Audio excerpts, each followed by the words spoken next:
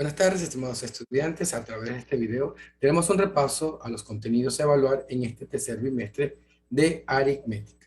Entonces me permiten un momento mientras comparto la pantalla. Los temas a evaluar serán los siguientes: máximo común divisor y mínimo común múltiplo, potenciación y radicación, tanto por ciento y los modelos financieros. Entonces comencemos con nuestro repaso. Recordar que el máximo común divisor es el mayor divisor común que tiene un conjunto de números. Veámoslo en un ejemplo. Si quiero hallar el máximo común divisor de 36, 48 y 60, debo hallar los divisores de cada número, de 36, de 48 y 60, y encierro en un círculo celeste los que se repiten en los tres. Sería el 1, el 2, el 3, el 4, el 6 y el 12. ¿Y quién sería el máximo común divisor? El mayor de ellos, por lo cual es 12. ¿De qué forma podemos hallar el máximo común divisor? Podemos hallarlo a través de la descomposición canónica. Voy a tomar cada número y lo voy a descomponer en sus factores primos. Luego voy a tomar solo los que se repitan y con el menor exponente. Al final los multiplico y voy a obtener el máximo común divisor.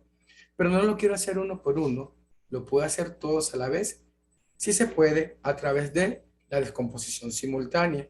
Voy a colocar los números uno al lado del otro. Trazo mi raya vertical y comienzo a dividir.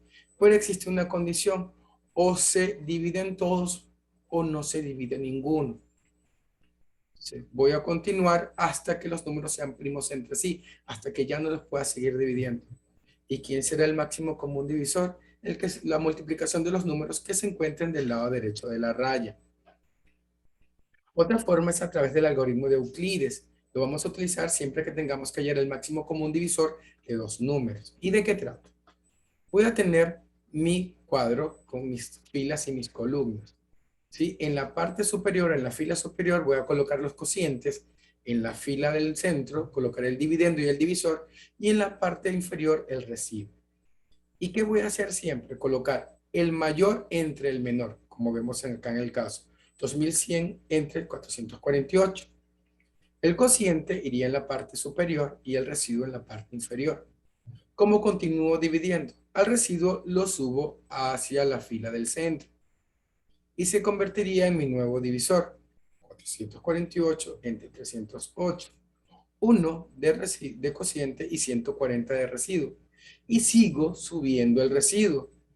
140 pasa a ser mi nuevo divisor, 2 de cociente, 28 de residuo. El 28 pasa a ser el nuevo divisor, 28, 140 entre 28 nos da 5 de cociente y 0 de residuo. Termino la operación cuando el residuo sea 0. ¿Y quién es el máximo común divisor?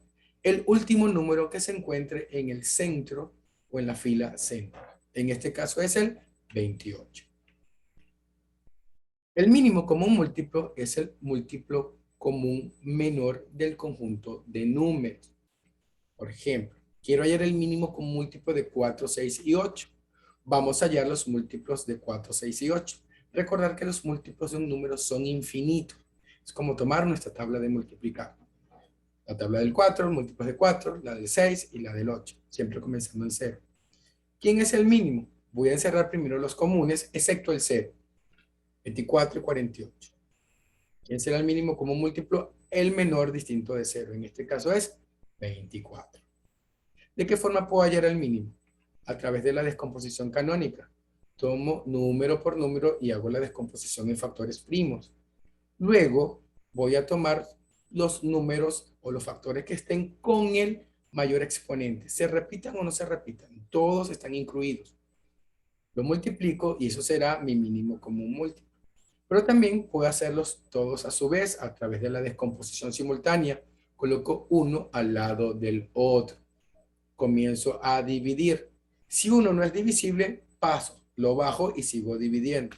Al final será el mínimo común múltiplo, la multiplicación de los números que se encuentran del lado derecho de la raya.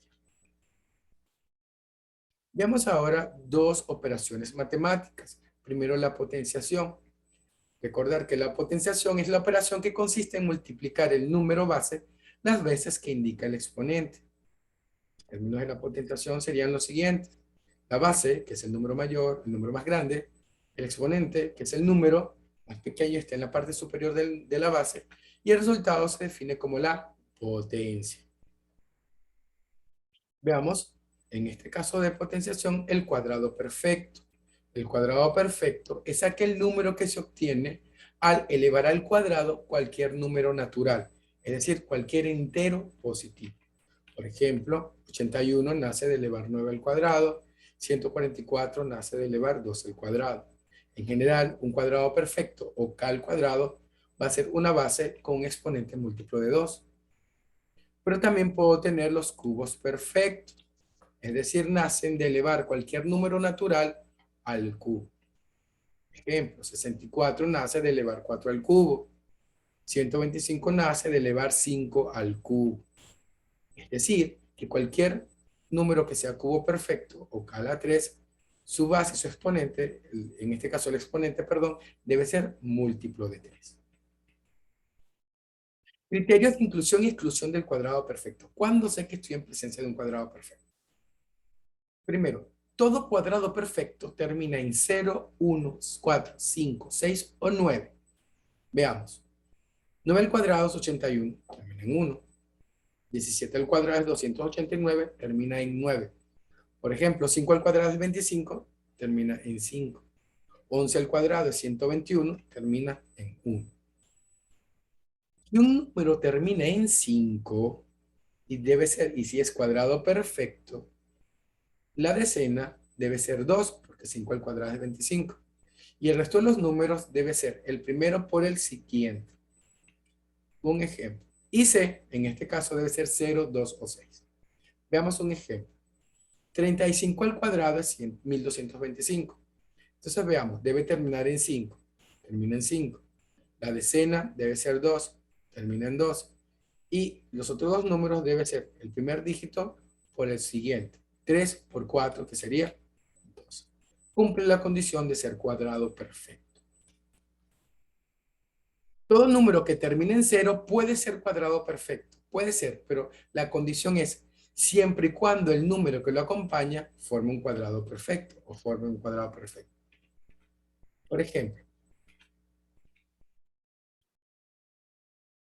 8100 termina en 0 y además las 81 nace de elevar 9 al cuadrado. Por lo tanto, es un cuadrado perfecto. 90.000 termina en 0 y 9 proviene de un cuadrado perfecto, que sería 3 al cuadrado. Por lo tanto, es un cuadrado perfecto. Pero hay una excepción a la regla. Si un número termina en un número impar de ceros, entonces no es cuadrado perfecto. Entonces la excepción, para que no sea cuadrado perfecto, es que no termine, la cantidad de ceros sea impar. Si la cantidad de cero es par, puede ser cuadrado perfecto. Todo cuadrado perfecto es múltiplo de 4 o múltiplo de 4 más 1. Veamos un ejemplo. 81 es múltiplo de 4 más 1, porque sería 80 más 1. Y 324 sería múltiplo de 4. Tener presente, voy a mover un poco acá la pantalla, tener presente lo siguiente. Si un número contiene un factor primo, si cualquier número primo, para que sea cuadrado perfecto, debe contener el cuadrado del factor primo. Por ejemplo, para ser múltiplo de 9, un cuadrado perfecto debe ser múltiplo de 3. Si el cuadrado perfecto es múltiplo de 121, también debe ser múltiplo de 11. Además, si un cubo perfecto termina en 5, entonces la cifra de la decena debe ser 2 o 7. Por ejemplo, 15 al cubo es 3.375.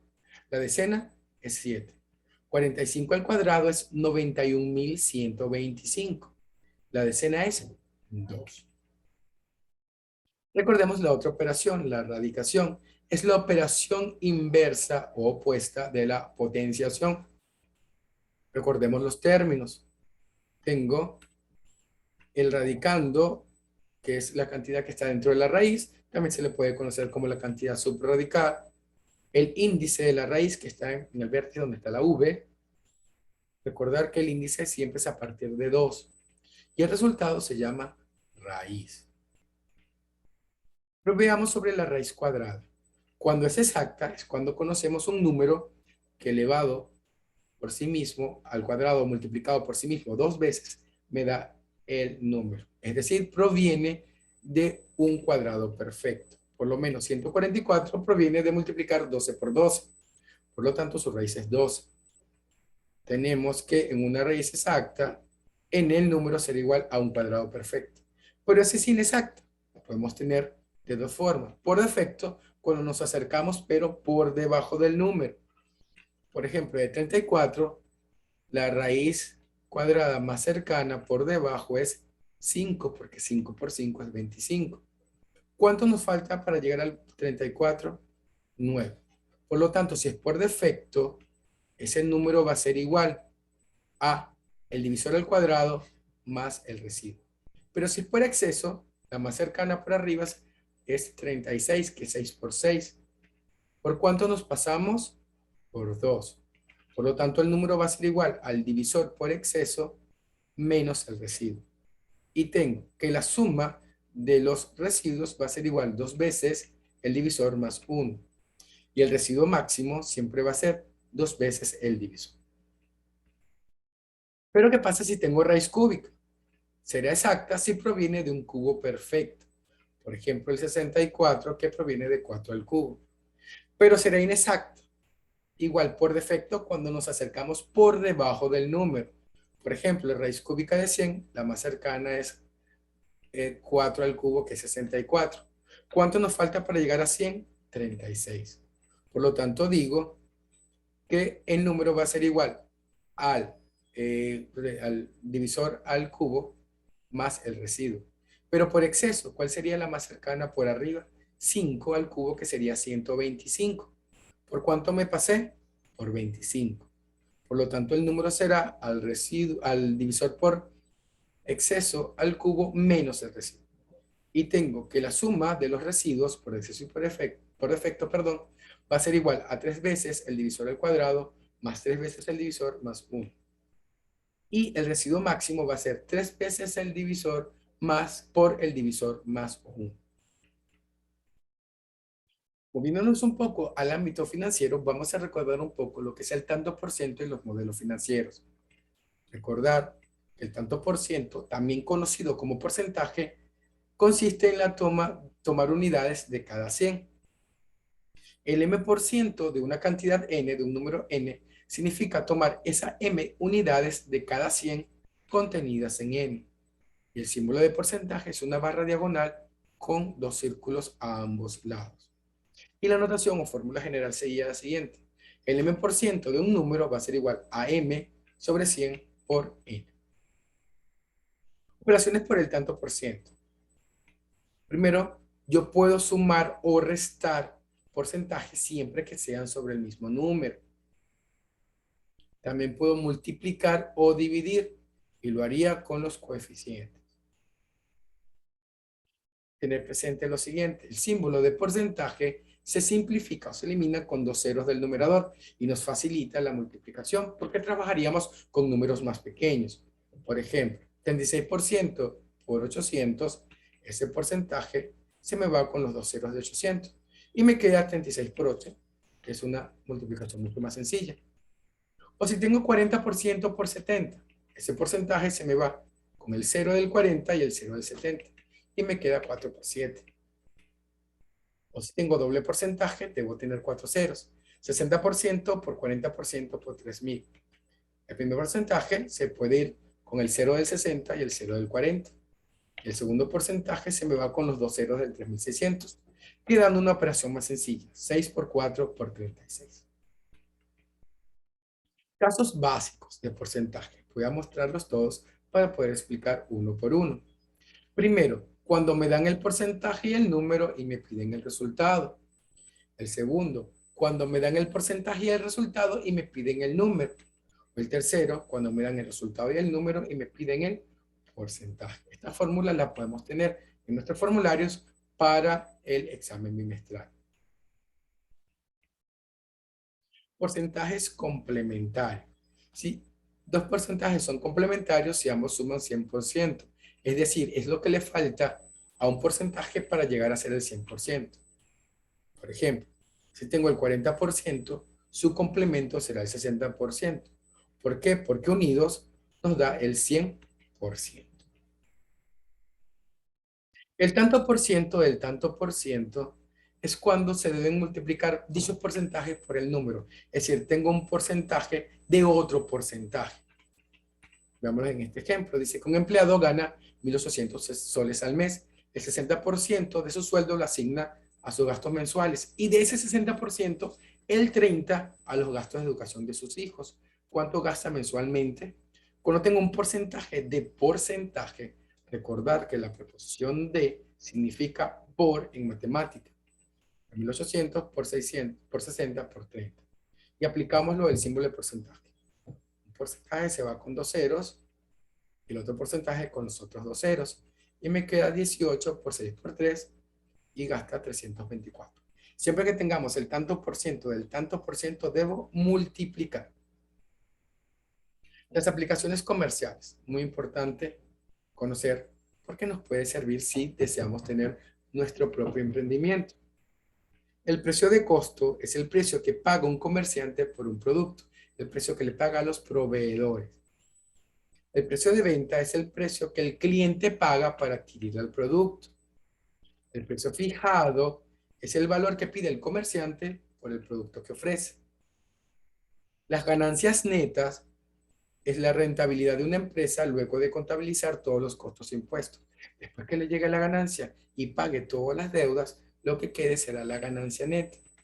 Y la ganancia bruta es aquella cantidad que el comerciante obtiene a su favor, pero sin considerar ningún gasto. Antes de hacer los pagos de las deudas, sería ganancia bruta. Después que hagamos todos los pagos, quedaría la ganancia neta. La ganancia neta en este caso. La pérdida es aquella cantidad desfavorable para el comerciante. ¿Sí? Cuando tiene el precio de costo y tiene que vender por debajo del precio de costo, sería una pérdida. El descuento es la rebaja, una referencia a la rebaja que recibe un cliente respecto al precio fijado. Y la rebaja es la cantidad que el vendedor disminuye sobre el precio fijado a favor del comprador. Veamos qué fórmulas podemos tener. Tengo precio de compra, ganancia, descuento, precio de venta, precio fijado. El precio de venta puede ser igual al precio de compra más la ganancia. El precio de venta puede ser el precio fijado menos el descuento. O el precio de venta puede ser al precio de compra menos la pérdida. La ganancia neta es igual a la ganancia bruta menos los gastos. Y el precio de venta puede ser el precio fijado menos la rebaja. Con estas fórmulas nos podemos ayudar para resolver los ejercicios. Muy importante también son los intereses. ¿Qué es el interés? Está vinculado con el valor del dinero a través del tiempo. Se puede tener interés favorable cuando se invierte un capital de forma productiva. Invertimos en bolsa, en una construcción, en nuestras cuentas. O puede ser desfavorable si se solicita un crédito. Cuando tenemos créditos o préstamos, sería un interés de forma negativa o de forma desfavorable. Y para saber ello, aplicamos la regla de interés, que es el procedimiento aritmético que permite determinar el beneficio generado por un bien que ha sido depositado, prestado o invertido durante un tiempo periodo determinado bajo ciertas condiciones financieras. Veamos los elementos de la regla de interés. El capital. El capital es el dinero que se presta o se invierte para que genere una ganancia en cierto tiempo. El tiempo es el periodo en el cual se impone el capital.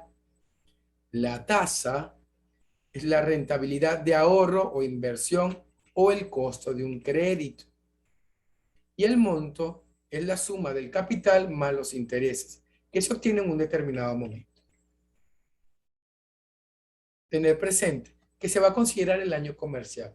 El año comercial está formado por el mes comercial, es decir, 30 días por cada mes. Indistinto si el mes tiene 28, si tiene 30 o 31. Un mes comercial son 30 días. Por lo tanto, el año comercial serían 360 días. No tomamos en cuenta el año ordinario, que son 365, o el bisiesto, que son 366. En el ámbito comercial y financiero, el año comercial son 360 días y el mes comercial son 30 días. La clase de intereses vamos a trabajar con el interés simple. ¿Y qué es el interés simple? es el que resulta cuando al término de cada periodo, de cada tiempo, el interés obtenido no se agrega al capital para producir nuevos intereses. Es decir, que el capital permanece sin variar durante el tiempo. Si tengo un dinero y lo pongo en una inversión, los intereses que gana va sumando sobre el mismo capital, pero el capital se mantiene y va generando intereses. No es que cuando sume se genera un nuevo capital y tengo nuevos intereses. Siempre va a ser el mismo capital. La fórmula general va a ser interés va a ser igual a capital por la tasa por el tiempo. Pero debemos tener en cuenta el tiempo. Si el tiempo me lo da en años y la tasa es anual, utilizo la fórmula interés es igual capital por la tasa por el tiempo entre 100. Pero si el tiempo está en meses y la tasa es anual, como 12 meses trae un año, por lo tanto quedaría capital por tasa por tiempo entre 1200. Pero si me lo dan en días el tiempo y la tasa es anual, como en el año comercial los días son 360, sería entre 36.000. Recordar siempre que la tasa debe estar en años. Si la tasa no está en años, debo convertirla en años. Lo primero que debo hacer en un ejercicio de intereses es ver en qué periodo está la tasa. Si no está en años, las llevo a años. Veamos algunos ejercicios para poder consolidar la temática planteada. Dice el siguiente. Hay el número entero, hay el número de enteros positivos de 3 cifras, tales que al sumar con su quinceava parte, dan un cuadrado perfecto. Tengo un número entero de 3 cifras, vamos a llamar el numeral ABC, sumada a la quinceava parte, es decir, debo dividir entre 15. Va a ser igual a un cuadrado perfecto. Cuadrado perfecto que el cuadrado. Elimino el denominador dividiendo, aplicando mínimo. 15 entre 1 a 15 por ABC, 15 ABC. 15 entre 15 1 por ABC, ABC. 15 ABC más 1 ABC, 16 ABC. 15 entre 1 a 15 por K cuadrado, K cuadrado. 15K cuadrado me forman un número de 3 cifras. Ahora, los números de 3 cifras, ¿dónde comienzan? En el 100, perdón. ¿Y dónde terminan? En el 999. Entonces mi número debe estar entre esos renglones. El 15, que está multiplicando, pasa a dividir a ambos lados, quedando 6,67 y 66,60. Termino de despejar K. La potencia 2 pasa como raíz a ambos lados, 2,58 y 8,16. ¿Qué números enteros están entre ese intervalo? Estarían el 3, 4, 5, 6, 7 y 8. ¿Y cuántos números son? 6. Por lo tanto, hay 6 números que cumplen la condición. Veamos otro ejercicio. Dice, determina la suma de los cocientes sucesivos obtenidos al calcular el máximo común divisor de los números de 120 y 168 y nos especifican que debe ser por el algoritmo de Euclides. Tomo mi tabla. Cociente, en la parte superior, en el centro el dividendo y el divisor y abajo el residuo. Siempre es el mayor entre el menor. Como 168 es mayor, va de primero y 120 iría de segundo.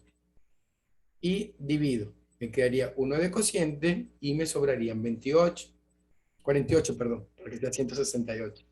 Ese 48 lo subo y se me convierte en el nuevo divisor.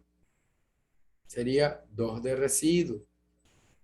Y me sobraría, en este caso el residuo sería 24 de cociente y 24 de residuo. Subo el 24, sería el nuevo divisor. Sería 2 de cociente y 0 de residuos. Y ya terminé. No me mandan a hallar el máximo, sino la suma de los cocientes. ¿Y quiénes son los cocientes? 1, 2 y 2. Por lo tanto, sería 5. Si en caso me hubiesen pedido hallar el máximo, sería en este caso 24 el máximo. Veamos el siguiente ejercicio. Dice así. Una señora va al mercado con 120 soles y gasta 65 en víveres, 60% de lo que resta en carne y 15 soles en fruta. ¿Cuánto dinero le queda? Entonces la señora va al mercado con 120 soles y gasta 65 soles en víveres. Le viene quedando para hacer compras 55 soles. De esos 55 soles gasta el 60%. Por lo tanto, necesito saber cuánto gasta en carne. Multiplico 60 por 55. Y esto nos da 33 soles en carne. Y en frutas gasta 15. Si llevaba 120 soles, gastó 65, perdón, en víveres, 33 en carne y 15 en frutas, eso nos suma 113. Menos 120 nos da 7 soles. Le sobran a la señora, le quedan 7 soles. Veamos otro. Dice, una persona deposita 2.400 soles en un banco al 4% semestral. ¿Cuál es el monto que obtiene al cabo de 2 años? Lo primero que debo ver es cómo está la tasa. Vamos acá a enmarcar. Dice que la tasa está al 4% semestral y la tasa debe estar en años. ¿Cuántos semestres tiene un año? Tiene 2 semestres. Por lo tanto, voy a multiplicarla por 2. ¿Para qué? Para así obtener la tasa en años. 4 por 2 serían 8. Sería el 8 anual. Ahora sí, puedo aplicar mi fórmula. Como el tiempo está en años, aplico la fórmula de años. Tasa y tiempo en años. Interés es igual al capital por la tasa por el interés, por el tiempo, perdón, entre 100. Entonces el interés va a ser igual al capital, que son 2.400 soles, por la tasa, que es el 8% anual, por el tiempo, que son 2 años, entre 100. Aplicando me da un interés de 384 soles, pero me piden el monto. El monto va a ser igual al capital más el interés, sería 2.400 más 384, tiene un monto de 2.784. Recordar siempre que trabajemos con intereses. Debo estar pendiente de la tasa. Siempre debe estar en años. Si no se encuentra en años, debo convertirla a anual. Veamos otro ejemplo. ¿Cuántos números de 4 cifras son cubos perfectos? 4 cifras A, B, C, D. ¿Dónde comienzan los números de 4 cifras? En 1000 y terminan en 9999. A, B, C, que es el cubo perfecto, lo sustituyo a cálculo. Y lo que hago es despejar K. Esa potencia de 3 pasa a ambos lados como raíz cúbica. La raíz cúbica de 1000 es 10 y la raíz cúbica de 9999 es 21,54. ¿Qué números enteros están entre 10 y 21,54? Desde el 10 hasta el 21. Para saber qué cantidad hay, puedo contar uno por uno. O puedo aplicar la siguiente regla. Me dice, el último número, 21, y el anterior al primero. Si el primero es 10, el anterior es 9. ¿Y qué voy a hacer? Voy a restar el último menos el anterior al primero. Y 21 menos 9 nos da 12. Hay 12 números. Veamos otro ejercicio, dice.